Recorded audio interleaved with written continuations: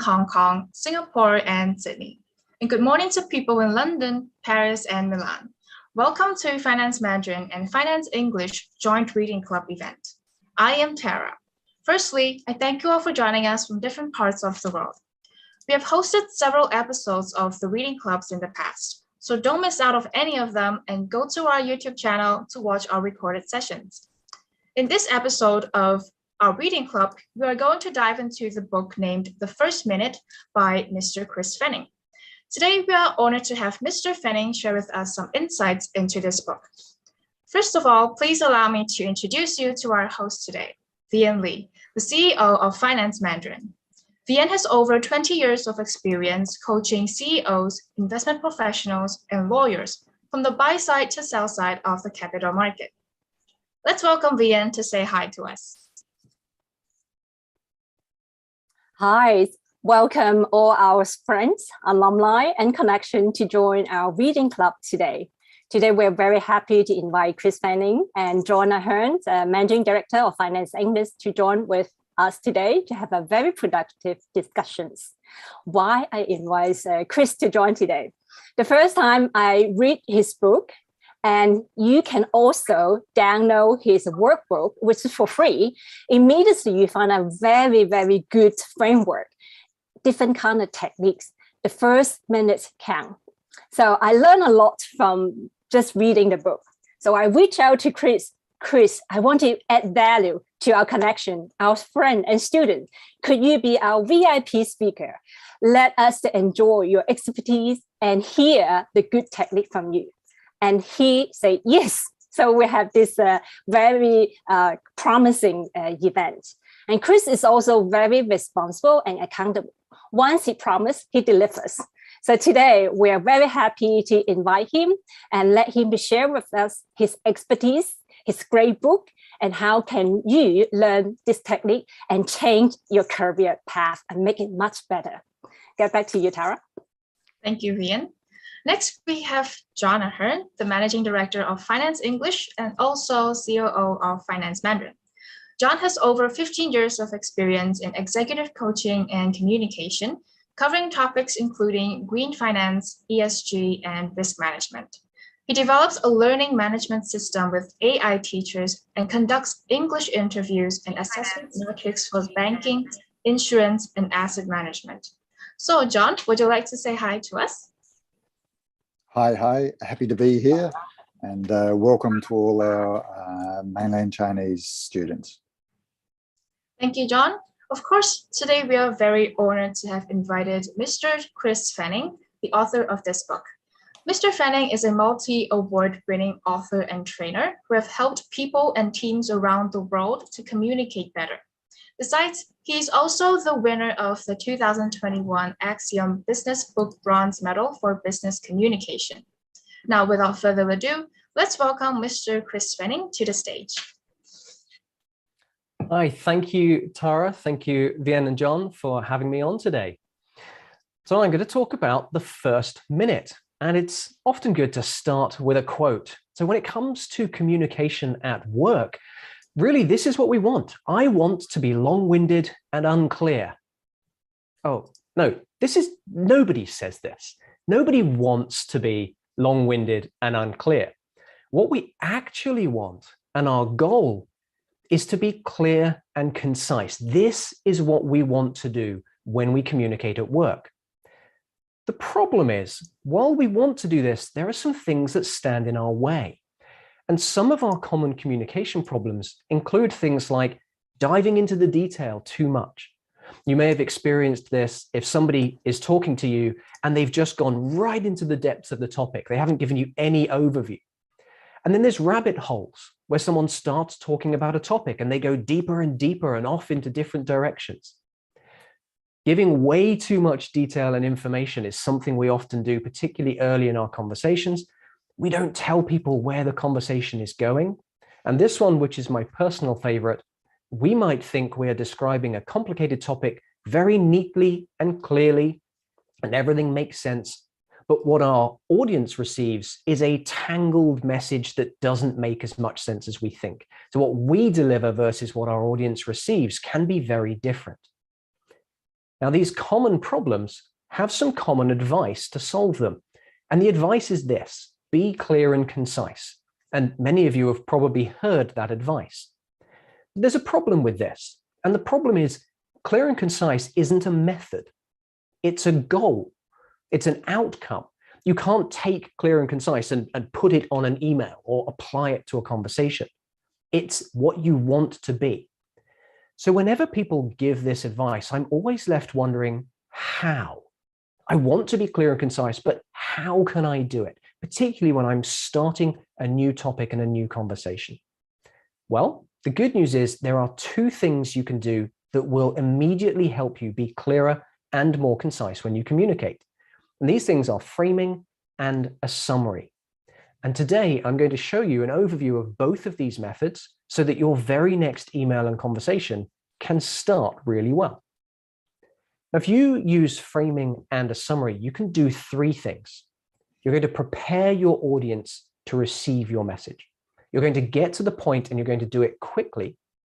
And you'll be able to summarize a lot of detail in a much shorter amount of time than normal, and thereby avoid some of those problems of diving into detail or sharing too much. Framing and structured summary achieve these three things in conversations, emails, meetings, and more. So let's take a look at the first method. The first method is called framing. And what framing does is it sets up the rest of your conversation. It sets up your message and it prepares your audience to focus on what you're saying, understand what you want them to do, and have an idea what the overall topic is about. And it takes about 10 to 15 seconds. It's the very first part of delivering your work message. So the framing method has three parts. It's got context, intent, and key message. These three things are what all of us need at the start of a conversation to be able to focus and understand properly. Let's take a look at each of the pieces. Context is the first part. Whenever we start talking to someone, we know what the topic is, but they have no idea at all. Of all the possible topics in the world, the one that you want to talk about is not the one that is in their head. You might be thinking about next week's budget report, or the goals for the end of the year, or a team meeting next week. The person you're talking to might be thinking about picking up the kids, last month's budget report, thinking about their particular team performance. They could be thinking about anything at all in the world. But when you start talking to them, they need to know the topic that you're going to talk about. They need to know the context for the conversation. And you can deliver this really easily by just naming it.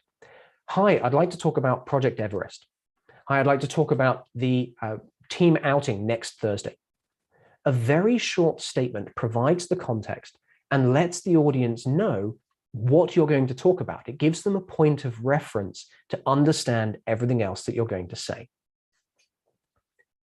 The second part of framing is intent. If you've ever had a conversation and you're listening to somebody talking to you, and a couple of minutes in, you think, why are you talking to me? What are you telling me? Do you need me to do something? Is this just entertaining? I don't understand why you're talking to me. If you've ever felt that, it's because the other person didn't make the intent clear. They didn't tell you what they needed you to do. When we start listening to a message, we need to know whether we are being entertained, answering a question, being given an action, because when we know those things, we choose our response differently and we interpret information differently. So the second thing that you can do to frame and set up your conversation is say the intent. Tell somebody, hey, this is what we would like to do. Or, I want to talk about next week's budget meeting. I need your help identifying the attendees. I need your help is the intent. Once I've said that, you know that there's going to be some action you're going to have to take, and you will interpret everything else I say slightly differently. So once you've set up the context and the intent, people know the topic and what's expected of them, the third thing you give is a key message. Think of this like the headline in a newspaper or the headline that a newsreader would give out on the radio or the TV. It's a few words that gives the most important piece of information and provides a baseline for everything else that's going to come afterwards. If you've ever got halfway through a conversation and had a moment where you've thought, oh, we're talking about this topic, I thought we were talking about something else. That's because the key message and the context weren't particularly clear at the beginning, and you and the other person were on different pages about that topic. When you start the message, say what the topic is, provide context, tell somebody what you want them to do, that's the intent, and then give a 1 or 2 line key message that delivers the most important information. For example, I want to talk about next week's budget meeting. I need your help to identify the attendees. I lost the list, the computer system crashed, I lost all of the attendee lists, and I don't know where the backup is. Can you help me find it? Very short introduction to what will end up being a bigger conversation. But the key message is, I've lost the list, I need your help finding the backup.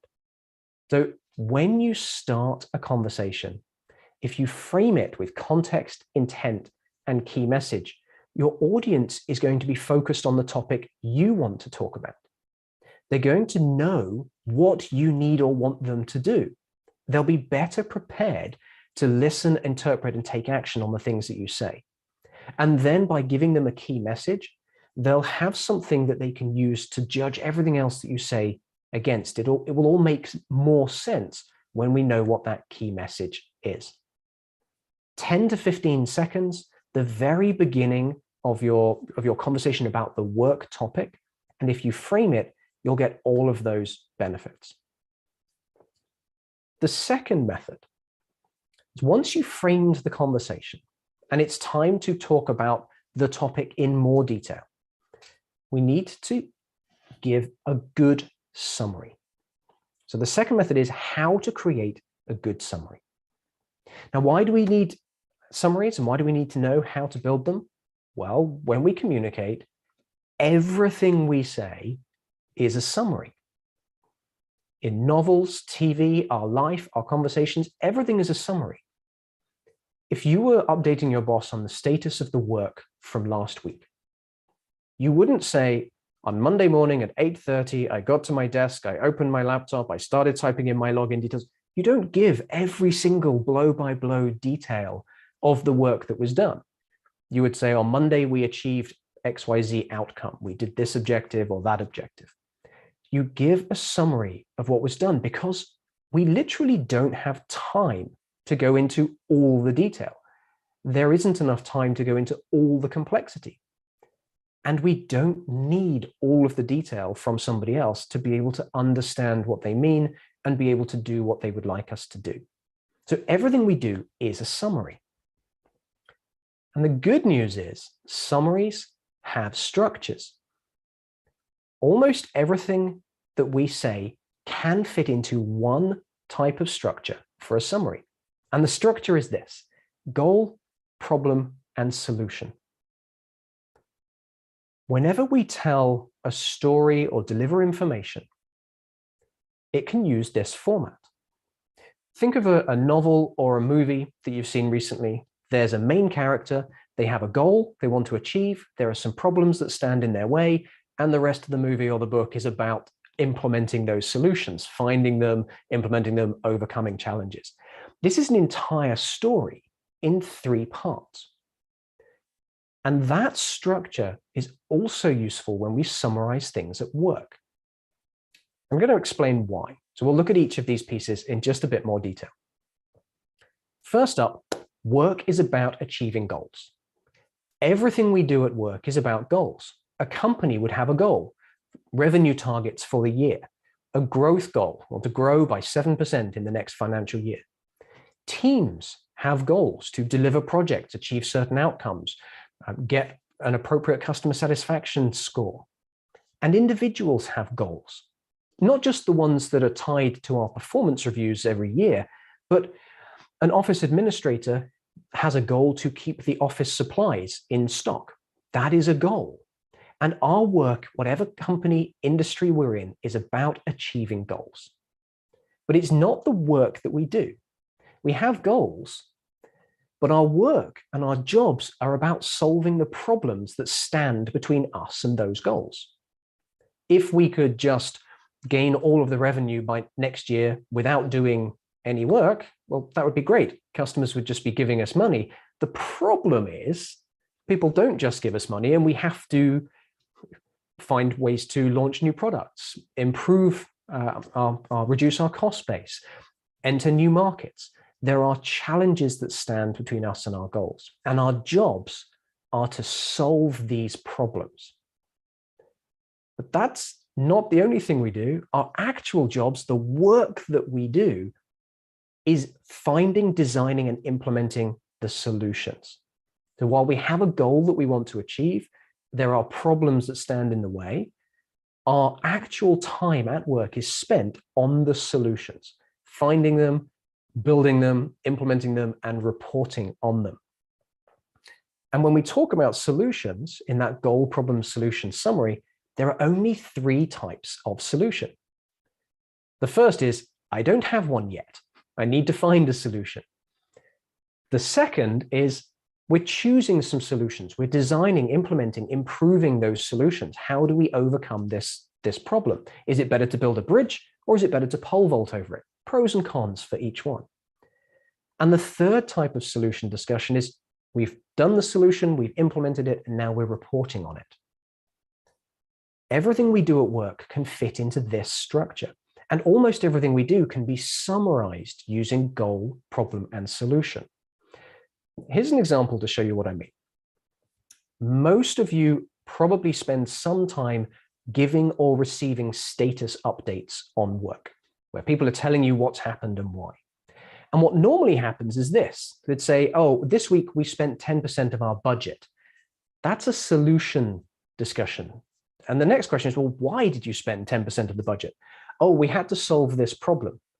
Well, what does that problem relate to? Oh, we need it to overcome or help achieve this particular goal. The way we communicate is actually a little backwards. We talk about what we did, and then what it relates to, and then why we were doing it in the first place.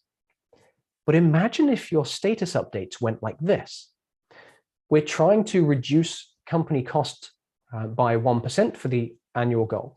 The problem is, we don't know how to do it. We've never reduced costs before. So our solution is, we've hired an external company who are good at cost saving restructures, and they are advising us, and it's cost 10% of our budget. We've told a complete story saying we're trying to achieve this goal of 1% cost reduction. The problem is, we don't know how to do it, or we don't have the right skills or experience. And so what we've done is found an external company, and they are helping us do it, and we've spent some money. When we summarize in this way, we tell a complete story very, very briefly. We don't go into all of the hows and whys. We don't get lost in the detail or go off on tangents. We tell a logical, clear story about what we're trying to achieve, the problem, the specific problems we're trying to overcome, and what we're doing to solve them. And if you use this approach, you can summarize very large and complex topics in a small and organized way to set up the rest of your conversation. This method doesn't replace the whole conversation, but it sets it up so that your audience is ready to then talk about any part of this that they are more interested in. If you do this, you're going to have clear and concise conversations that get the results that you want. You won't get bogged down in detail. You can get closer to the thing that you need from the people that you're talking to. So to start your conversations clearly, frame them, and summary. Set them up, provide context, tell people what you're going to talk to them about, what you expect them to do. From their audience's perspective, I know what we're going to talk about. I know why you're talking to me about it, and I have some idea what this conversation is going to be about. And then in the summary, I know what we're trying to achieve. I know what particular problem we're trying to solve. Now let's talk about the solution and get the work going. All of this can be done in less than a minute, and it helps do the 3 things I mentioned earlier. It prepares the audience. They're focused on your topic, and they know what you want from them. You get to the point, no rambling, no long introductions. You're getting very specifically and quickly to the point. And then you're summarizing the detail so you don't get lost in all of it and you can get a clear overview and a good message out. This is how you can clearly start a conversation and start conversations that do get the results that you want. If you're interested in finding out more, there's a lot more on this in my book, The First Minute, and you can also get in touch with me as well. So how to use it in lots of different situations and how to really nail it in all the different situations you might find at work are covered in this. That's all I've got to share with you today. But I believe we now have some questions that have been sent in, and I'd love to help answer those. Thank you, Chris, for your insightful explanation on how to communicate better in the workplace. So now here comes our Q&A session. We have prepared some questions for you, and John, you could also feel free to share your thoughts on these questions. So the first question is that... Actually, just before we get to the Q&A, I wanted to add a little bit to Chris's comments. Did you have a couple of slides there, Tara? Yes, I can share with you now. This one. Chris, you've said it very, very well, and you've given people some tools to be able to communicate clearly. Thanks very much for that. It's very, very much appreciated, Chris. Oh, you're welcome. I also, in my experience with our clients, most of our clients are mainland Chinese, and English is not their first language, but exactly the same thing applies. All of the techniques that you've said there applies. The language, it works with both languages, and yes. I would suggest all cultures, all different cultures, all different business situations. It does. May I make a comment on the culture piece? Sure. So the first minute starts when you're talking about the work topic. Now, when everything we've just run through would make it seem like every conversation should be slightly robotic and jump straight to the work. In no way am I saying don't have the human interaction relationship building first. Do that. And that's a really important cultural piece, because every culture is comfortable with a different type of social interaction at the beginning of any conversation, even at work. Perhaps longer, perhaps shorter, but then finally, okay, now let's talk business. Yes, and that's the point that these methods help you get to the point with the work. So whatever is appropriate culturally, do that. And then when you start talking about work, that's when the first minute methods come in. Yeah, completely agree, yes. A lot of our clients, they tend to focus on the tactics or the skills, the technique, the pronunciation or the vocabulary, but they've completely missed the audience if they don't spend a bit of time to have a simple message. And I take a bit of time with our clients to prepare their message, craft their message. Just go over to the next slide there, Tara, if you could. It does take a bit of time to make the message simple. In fact, maybe you didn't even know what your message is yet. So you need to take a bit of time to get a simple and extremely short and extremely clear message. And one of the reasons for that is, as you mentioned, Chris, what you speak, the words that you speak and the slides that you present, if you count that as 100, what's received by the audience is less than 10, maybe 5, or maybe only 1. And if they only remember one thing, you want to make that the message that you're trying to deliver. So most people don't understand there's a big gap between what you transmit and what is actually received. As you said as well, Chris, that first minute of the conversation is loaded with value. It's far, 100 times more valuable than the 10th minute. Yes. So we also recommend to most of our clients less content.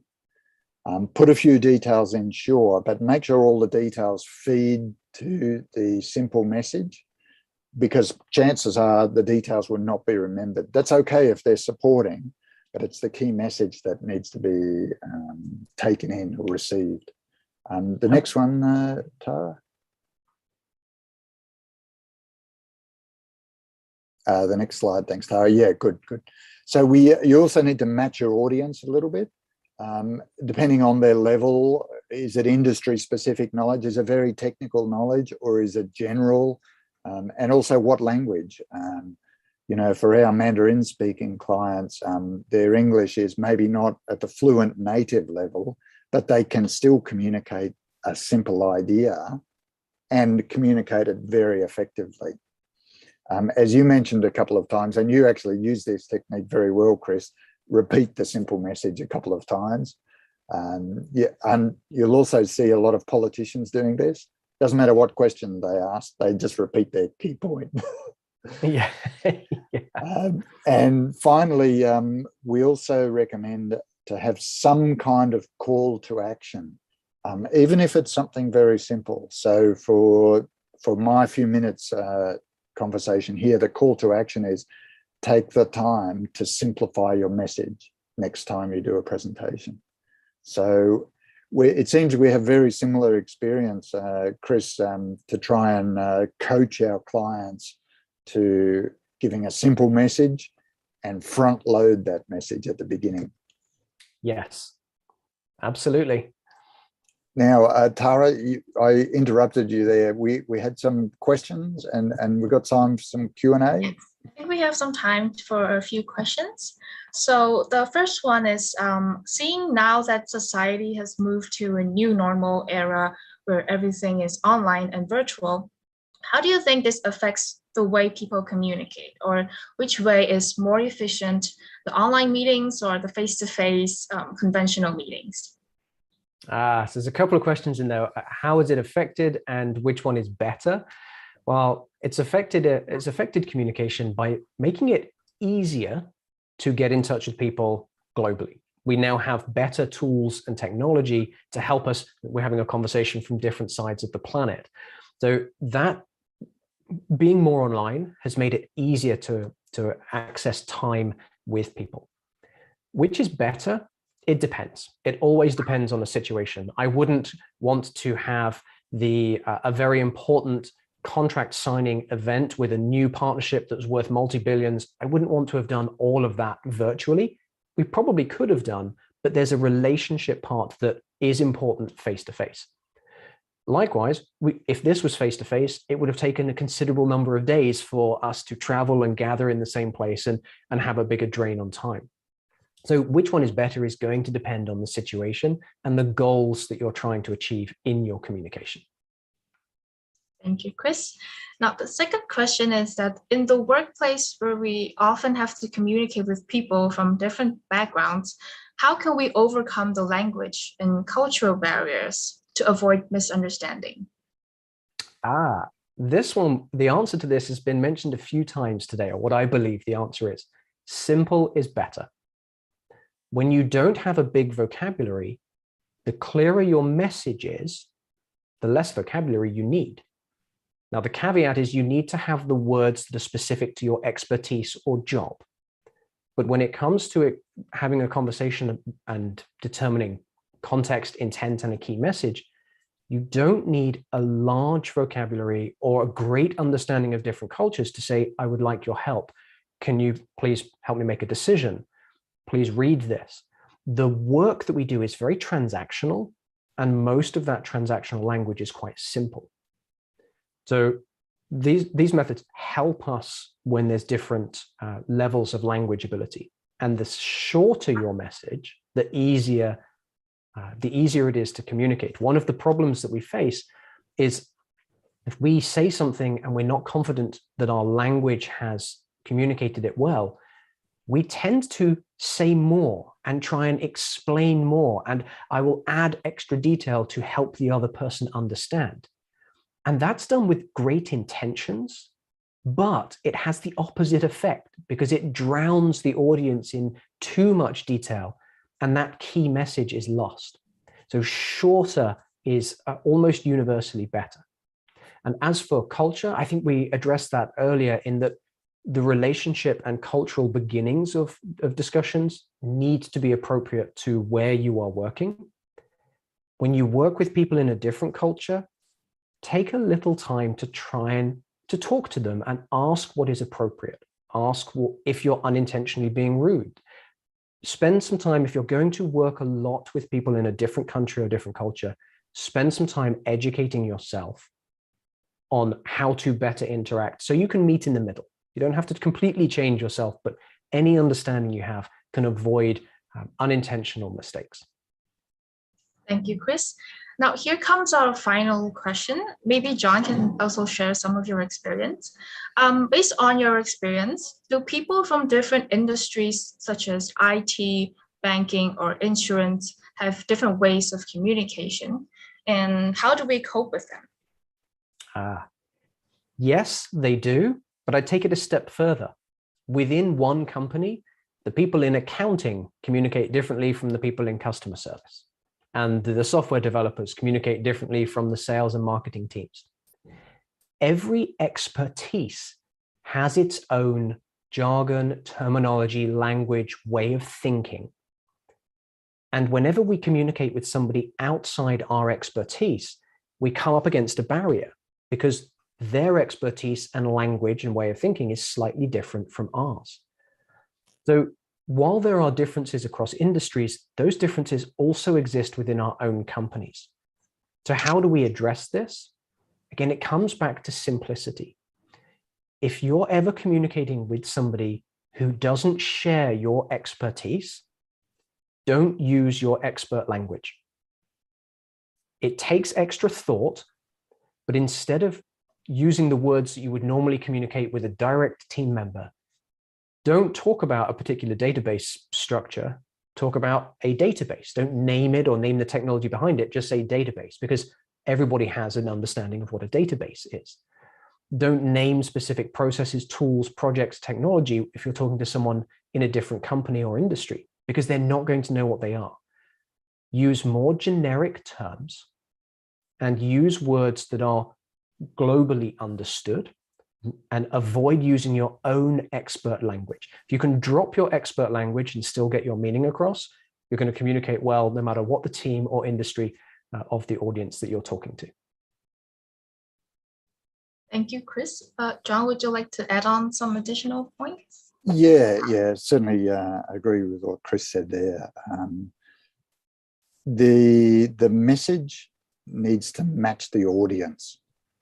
So if you're from marketing and you're talking to accounting, if you're going to use the word conversion, accounting may not understand what's a conversion.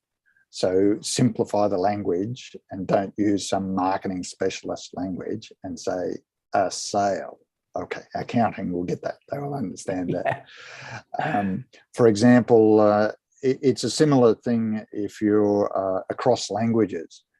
So if you're talking to an academic audience about a fairly in-depth scientific concept, if it's an academic audience, you can use some specialist terms.